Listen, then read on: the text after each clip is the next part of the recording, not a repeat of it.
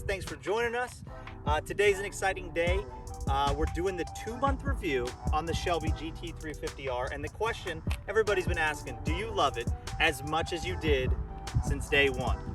And I gotta tell you, you're about to find out. So let's get inside, let's start driving this thing. I'll tell you all about it.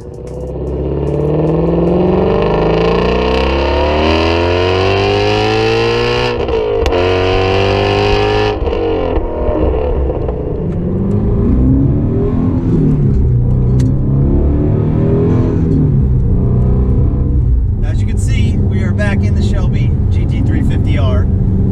Welcome back to another episode of Bronco Fast. Today we're going to do our 2-month review on the Shelby GT350R. Can't believe I've had it for 2 months. I'm super excited to bring this to you. The feedback on my initial review of the car has been fantastic. Thank you everybody who's been subscribing, who's been liking, who's been commenting. If you haven't done so, you're new to the channel, to Bronco Fast, go ahead, hit the subscribe button, hit the like button, and comment below on anything that you want to see done with the Shelby GT350R. So we are officially doing the 2-month review of the Shelby GT350R. A lot of people want to know, do you get over the initial shock of having a Shelby GT350R? And I say the initial shock because every time you buy a new car, a new anything, it is the best thing you've ever done until you've had it for a while, and it started to get it's okay, or it's awesome, it's still the best. And that's what this review is going to be. And to be honest, obviously I'm driving it, I'm smiling still, so you kind of know where this is headed. But there are a few things that I've picked up on the Shelby GT350R that don't make me smile. They're not the greatest things in the world. And as you can see, I keep doing this to the seatbelt. That is one thing that bothers me with the car, but you only know this after driving it a while. The seatbelt hits me right here in the neck, no matter what. So, first off, let's talk about the exterior. Is it still everything that I absolutely love and everything that amazes me about this car? Yes, this car is fantastic. It's beautiful. It is sexy. I love every angle about this car. I think it's so sexy. Every single time I park it, I look back at it. Because to be honest, if you're not looking back at it, do you really like it? Is it really the car for you? Because I know that when I park this thing and I turn around, I'm smiling and I'm looking at anyone else who's looking at this car, because it is just so beautiful. The front of the car with those aggressive looking kind of fangs like a Shelby would have. The rear, it's so fat, it's so chunky, it's got a big butt on it. The sides, the way it's sculpted, it's a long car, but everything combined with the way this car is just fantastic. And I really cannot say enough about it. And you hear that? Oh, baby. So we're just on a nice little drive, trying to tell you about the car. And as you can see, I'm in sport mode, which is where I always go because of the exhaust, the suspension, the steering. It's fantastic. So exterior wise, I absolutely love it. It's just beautiful. Anyone who's watching this probably already knows a Shelby GT350R is sexy. Ford nailed it. There's nothing on this car that's added on that should be there, that you're like, I have to add this, or I have to make this look better. It's just one of those cars that you look at it, it's timeless. I absolutely love it. So let's go to the interior, right? The interior of this car, people think, oh, it's a Ford, you know, they probably skimped on stuff. And is it a Ferrari? No. Is it going to beat a Ferrari? Maybe. Woo! So, the materials on it, the steering wheel, still love it. Still love the suede. I love the feel. It's got a little squish to it so you can hold on to it. The steering wheel is a little bigger for my liking, but that's okay. That's just easy.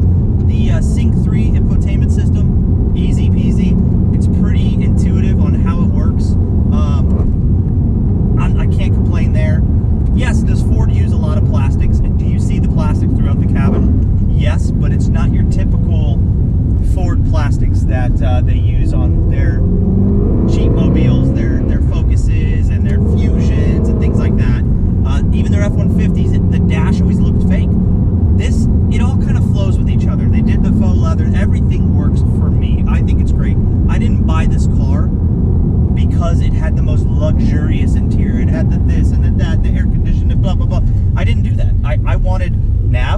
an infotainment system that worked well, and I wanted some music, and that was it. I love the Recaro seats.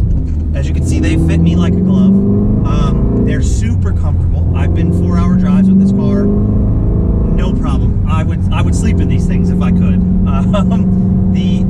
But you know, everything as far as I'm concerned and what I'm looking for in an interior in this particular car has met my needs.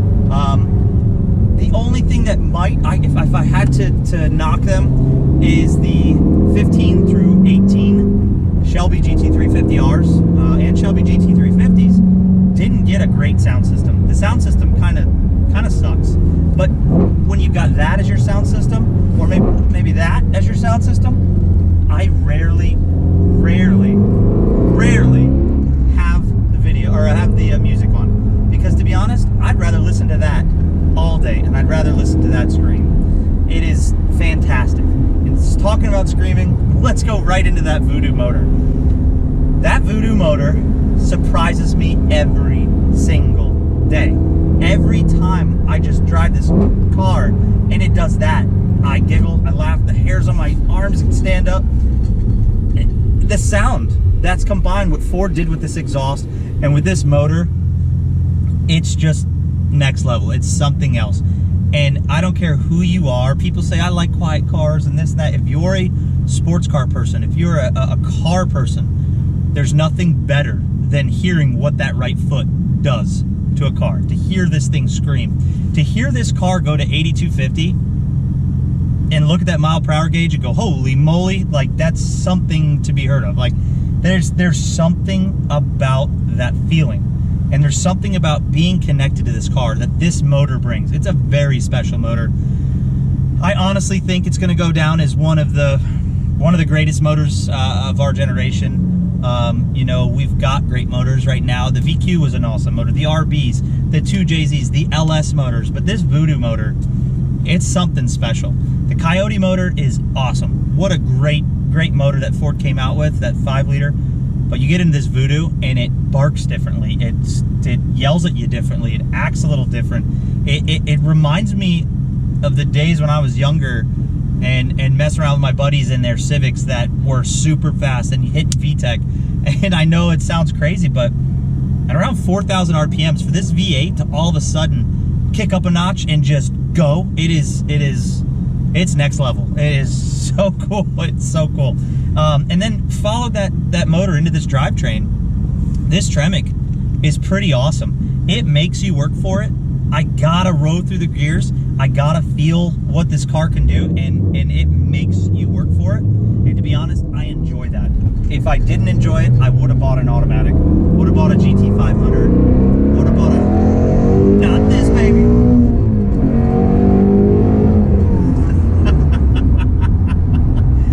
Yes, so that's why I own this car. Just for that, and just so you know, that was 6,000 RPMs. We didn't even bring it to 8250. It is just so cool, and the way I can roll through the gears, and the power is always there. There's not very many cars out there that will do that for you. And this is just a special car. This transmission just knows what you want, when you want it. The only thing that I would say is a little frustrating, maybe on mine, and might be all of ours, is that obviously mine has the buzz, the shifter buzz, which a lot of us complain about. It only happens every once in a while. I saw the fix for it. No thanks. It's too involved. I don't care. I'll put the windows down and have the exhaust cover it up. And then, let's see. My second gear, every once in a while, it can be a little disengaging. And not too bad. And then fifth gear, woo! Fifth gear can be a little notchy if I'm too fast. Let's enjoy this. Look into the corner, feed the power on. Such a special car. But that would be my only complaints. Other than that, it's butter. Here's fifth gear right here. No problem if I just put it in, but if I put it in real fast, I can feel a little notch to it, which can be disconcerting, but I think that's just a part of this car, you know, part of feeling everything, part of this being a special car. Whew, out of breath. I'm so excited talking to you guys about this. The brakes, fantastic. We got a track day coming up at Sebring. Ordered another set of pads. See how those wear. I want to bring you that kind of material for you guys, but the brakes are phenomenal. The pedal is always there. It's stiff. The OEM brake pads, I am so surprised. I've done a couple spirited drives and they amaze me because they're docile in the street, but once they get some heat into them, get out of here. I'm gonna hit the steering wheel. It brakes so hard. But it's just, again, it's a cool car. So as you can see, the car has not worn off on me. I told my wife the other day, actually, I got in the... All right, enough of this GoPro stuff. It keeps screwing up on me, so let's see what we can get here. But like I was saying, I told my wife the other day, pulled in the garage, this car puts smiles on my face every single time I drive it. I think it's phenomenal. I love it. I love, crazy enough, I love the little bit of attention. I love the attention you don't get because people who don't know what it is have no idea it's just a Mustang. And I love everything about this. I love how fast it is. I love what an animal it is, and I cannot wait to take it to the track. So let's roll down the windows. Let's see if you can hear this and be part of this glorious, glorious sound that we're about to bring to you. See if you can hear a little bit of this. I want you to be part of it. Again, we have it in sport because that's all I ever do.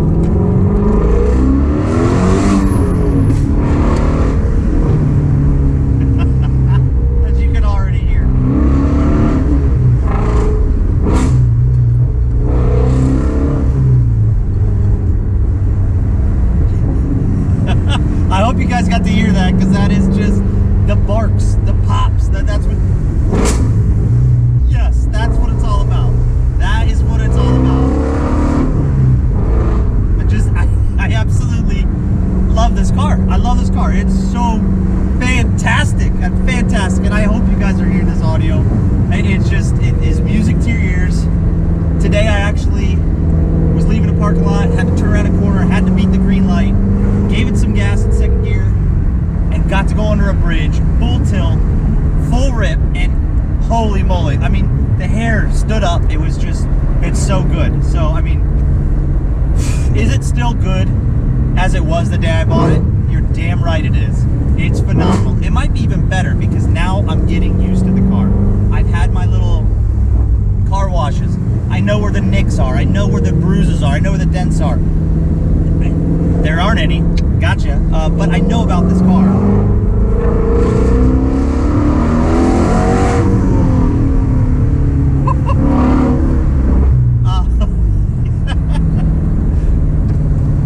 So, that being said, and I hope you enjoyed that little ripper and got to hear some of that, but some of the things that I have found out that I wasn't happy about, you know, there's so much of this video I love, there's so much video about telling you about this car that I absolutely love and how cool this car is, but there's a couple things that I don't love, honestly. Ford, same with way in my Focus RS, the rear bumpers, or the, you know, there's something, a material that they use. My Focus RS and the nitrous blue was the same way. When you're washing it, it is a different shade. It's a slightly off, it's so tiny, and I feel like all Fords do that. And I have this small bumper gap that a lot of us in the 17, 18s, and some of the 19s have. So that little stuff bothers me, but to be honest, at the price point of this car and everything about this car and what you're getting, I don't really care. It bothers me, but to have it repaired or have it fixed or have that bumper gap fixed means drilling into spots, doing stuff that I don't want to do, and it's really not worth it to me because I didn't buy the car to be the most perfect fit finish car I've ever bought. I bought a Ford GT350, built for one purpose, and that's going fast, and it looks good while doing it. It's fun to do, fun while doing it, and that's why I bought this car. So honestly, I hope you guys love this video. I hope you learned a little bit more. I'm gonna bring more to you. Please subscribe, please like, comment down below on maybe some questions that you have after owning it. You know, and let me know what you think.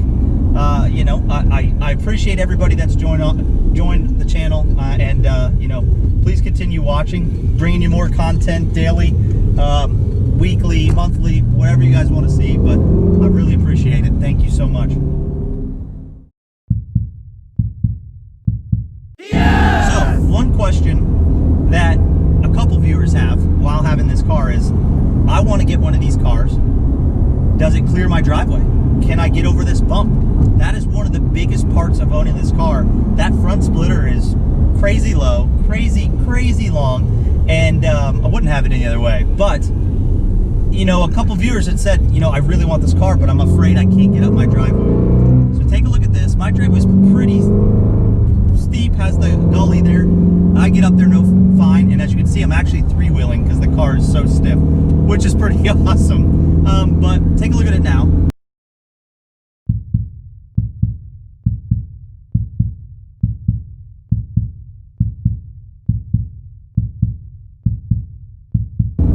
And as you can see, cleared it with no problem. The other part is, I've gone over a couple speed bumps, tabletops, things like that. As long as you take them at an angle, or every different weird incline at somewhat of an angle, you'll clear just fine. The only time that you're probably going to have an issue is if you go onto a huge speed bump dead on. So try to get that little angle so it creeps over that, and go slow. Put it in sport mode if you need to, because it keeps the suspension stiff, and you shouldn't have a problem. Hope you guys loved this video. I had fun making it. If you haven't subscribed to the channel already, please hit the subscribe button, hit the like button, comment below on what you want to see, and maybe some questions about the car that I might not have answered yet that you might have a different perspective on. But thank you again. I appreciate everybody that's been following along and joining in on the channel, and I hope to see you next time. Brock, go fast.